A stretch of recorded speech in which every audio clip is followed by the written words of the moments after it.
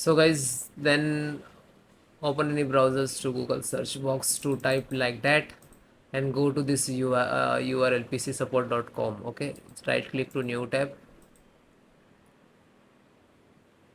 So this is enter the serial number. If you search here your different laptop showing, so no worry, just enter your laptop serial number and then click to search. After that it will show.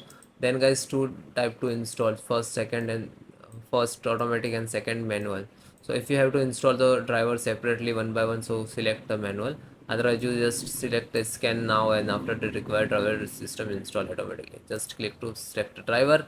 So first, this is guys all the driver here, you can see here.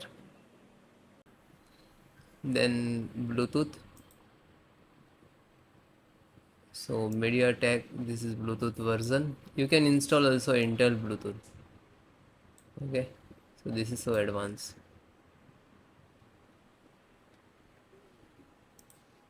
After is completed, just single click setup. Then yes. Okay.